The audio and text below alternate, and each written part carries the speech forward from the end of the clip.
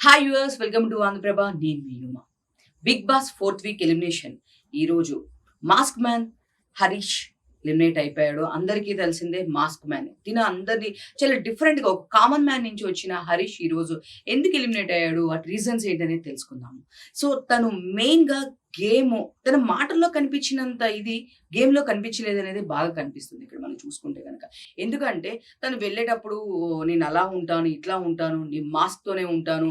So అగ్ని పరీక్ష టైంలో కూడా మనం తన గురించి గనక చూసుకుంటే గనక నేను ఇలానే పెట్టుకుంటాను, మాస్క్ పెట్టుకొనే ఉంటాను, మీలాగా కాదు.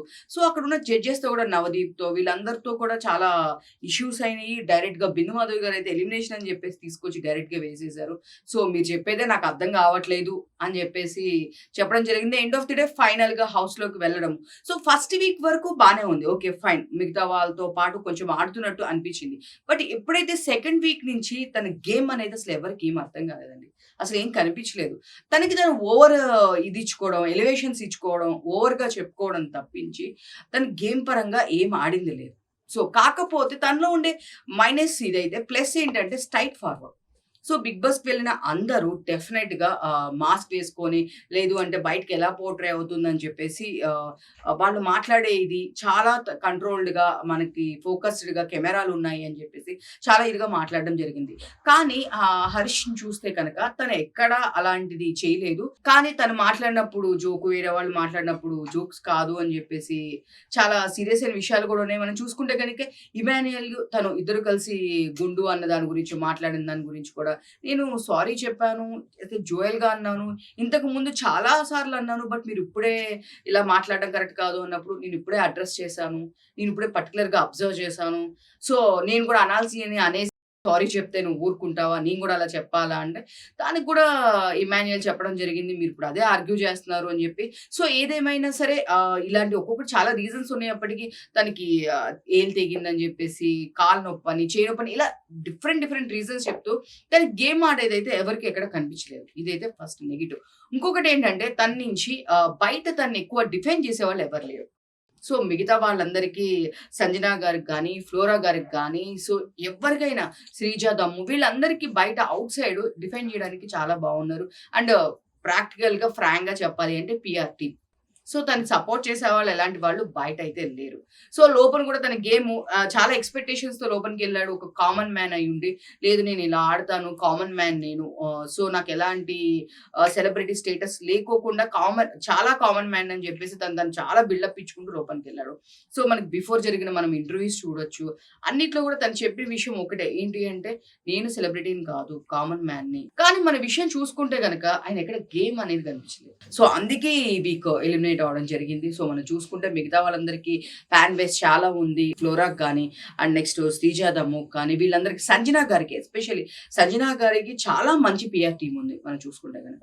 సో మంచి పీఆర్ టీమ్ ఉండడం అండ్ సో ఇంకొకటి లోపల గేమ్స్ విషయంలో కూడా తను ఎలాంటి గేమ్స్ ఆడడం లేదు. అండ్ సో కాలుకి ఫ్రాక్చర్ అవ్వడం లాస్ట్ వీక్ మొత్తం అట్లానే ఉండిపోయాడు. తనకి మెయిన్ మైనస్ ఏంటంటే లాస్ట్ వీక్ అంతా ఎలాంటి గేమ్స్ ఆడుకోకుండా తనకి లెగ్ ఇంజరీ అయిందని చెప్పేసి అలా ఉండిపోవడం వలన సో తనకి చాలా అది మైనస్ అయింది. మిగతా వాళ్ళందరూ ఎలా మనం గేమ్స్ ఆడాలి, ఎలా మనం ప్రొజెక్ట్ చేసుకోవాలి, మనం ఎలా మన టాలెంట్ చూయించుకోవాలి అని చెప్తే ఈయన మాత్రము ఎంతసేపటికి లేదు నేను ఇట్లా ఉంటాను, నేను అట్లా ఉంటాను, ఎలివేషన్స్, సో ఇష్యూస్ తప్పించి అక్కడ అసలు తనకి గేమ్ ఆడిందయితే ఆబ్వియస్లీ ఏమీ కనిపించలేదండి. సో తను చేసినట్లు నాకు కొన్ని జెన్యూన్ పాయింట్స్ ఏమనిపించినాయి అంటే ఎగ్స్ విషయంలో తను ఎప్పుడైతే ఫ్లోరా ఎగ్స్ తినిందో ఆ తర్వాత నీకు నా మీద డౌట్ ఉందా అంటే యెస్ అవును. నాకు డెఫినిట్‌గా నీ మీద డౌట్ ఉంది. నీ ప్లేస్‌లో మా అమ్మ ఉన్నా కూడా నేను ఎలిమినేట్ చేస్తాను అని చెప్పే ఇది మాత్రం నాకు తను తీసుకున్న ఆ పాయింట్ మాత్రం, ఆ స్టాండ్ మాత్రం నచ్చింది. కానీ మిగతా విషయంలో చూసుకుంటే గనక తన గేమ్ ఎక్కడ కనిపించలేదు. సో వాళ్ళతో వీళ్ళతో అందరితో మంచిగా ఉండడానికి, లేదు మీరు ఇలా చేసింది కరెక్ట్, మీరు ఇలా చేసింది కరెక్ట్ కాదు, మీరు అట్లా ఆడడం కరెక్ట్ కాదు అని చెప్పి ఒకళ్ళకొకళ్ళకి వెళ్లి చెప్పడము, లేదు అంటే వాళ్ళని ఎక్స్‌ప్లెయిన్ చేయడానికి ట్రై చేయడము, వాళ్ళని జడ్జ్ చేయడానికి ట్రై చేస్తున్నారు తప్ప ఆయన గేమ్ అనేది ఎక్కడ కనిపించట్లా. నాకు కాలు నొప్పి వస్తుంది, చెయ్యి నొప్పి వస్తుంది. ఇదే సమ్ వేరియస్ రీజన్స్ తప్ప. కానీ బిగ్ బాస్ ఆపర్చునిటీ అనేది వచ్చే వరకు ఉన్నంత ఇది బిగ్ బాస్ లోపలికెళ్ళిన తర్వాత ఫస్ట్ వీక్ వరకే తప్ప సెకండ్ వీక్ నుంచి తన గేమింగ్ అనేది అస్సలు బాలేదు. అసలు నాకైతే ఏ గేమింగ్ అనేది కనిపించలేదు. సో, కాబట్టే ఈరోజు హరీష్ అయితే ఎలిమినేట్ అయిపోయాడు. మాస్క్ మ్యాన్ తను ఒక డిఫరెంట్ గుర్తింపుతో అంటే అందరికి జనరల్‌గా అందరు కామన్ మ్యాన్స్ ఉంటారు. తనకి మాత్రం అంత డిఫరెన్స్ గుర్తింపు ఎందుకంటే నేను భారతీయుడిని, నేను ఇండియన్‌ని. సో, చాలామంది మా ఇంట్లో ఒక ఇద్దరు ముగ్గురు ఏదైతే తను ఉండే హౌస్‌లో చాలామంది ఉన్నారు. దేవుడు ఉంటే గనక చాలా మతాల వాళ్ళు ఉన్నారు. క్రిస్టియన్స్, హిందూస్, ముస్లిమ్స్ ఇలా అందరూ ఉన్నారు. సో, నేను ఎవరిని బిలీవ్ చేయాలని చాలా మాటలు ఎప్పుడైతే హౌస్‌కి వెళ్ళకముందు చాలా మాట్లాడడం జరిగింది. నేను దేవుడిని నమ్మను. ఇలా ఎన్నో ఆయన చెప్పిన థియరీస్ అందరూ చాలా కొన్ని అట్రాక్ట్ అయినయి ఉన్నాయి. కొంతమందికి నచ్చినయి ఉన్నాయి, నచ్చనివి ఉన్నాయి. ఏదేమైనా సరే తన స్ట్రెయిట్ ఫార్వర్డ్‌నెస్ అనేది చాలా మందికి నచ్చింది. సో, గేమ్ పరంగా కూడా వాళ్ళందరూ అదే ఎక్స్‌పెక్ట్ చేయడం జరిగింది. బట్ మాస్క్ మ్యాన్ హరీష్ అయితే గనక చాలా డిసప్పాయింట్ చేశారు. తనకి ఓటింగ్ అనేది చాలా తక్కువొచ్చింది. అండ్ సంజన తనకి చెప్తే గనక తనకి చాలా మంచి పీఆర్ టీమ్ కూడా ఉంది. తను గెలవడానికి రీజన్ తను చేసేయని స్టార్టింగ్‌లో గేమ్‌కి చాలా అనిపించింది గానీ తర్వాత తను అదే పని ఒకసారి కోడిగుడ్డు దొంగతనం చేస్తే బావుండేది. బట్ ప్రతిసారి అదే చేస్తే గనక బావుండదు గదా! బట్ ఏదేమైనా సరే తను కొంచెం ఇప్పుడు సేఫ్ జోన్‌లోనే ఉందని చెప్పుకోవచ్చు. అండ్ ఫ్లోరా కానీ ఎవరైనా సరే ఎవరికి తగినట్టు వాళ్ళు ప్లాన్స్ చేసుకుంటున్నారు. ఎట్లైనా సరే పోర్ట్రే అవ్వాలి, గేమ్ ఆడాలి. ఇలా అని చెప్పి చాలా జరుగుతున్నాయి. బట్ ఆ హరీష్ చూసుకుంటే గనక తను ఏమాత్రం గేమ్ అనేది ఏమీ లేదు. Only straight forward. నేను ఇంతే ఉంటాను. నేను ఇంతే మాట్లాడతాను. నేను ఇలానే చేస్తాను. ఎలిమినేషన్‌లో వేరే వాళ్ళు ఎలిమినేట్ చేసేటప్పుడు గూడా ఒక స్టాండ్ బై పాయింట్ అనేది ఇప్పటి వరకు తను తీసుకుంది లేదు. సో, ఏదో అన్నెసెసరీ రీజన్స్ చెప్పడం తప్ప, ఒక స్టాండ్ బై పాయింట్ గూడా తనసలు ఒక్క పాయింట్ కూడా తీసుకెళ్ళలేదు. సో, ఓటింగ్ గూడా తక్కువొచ్చింది.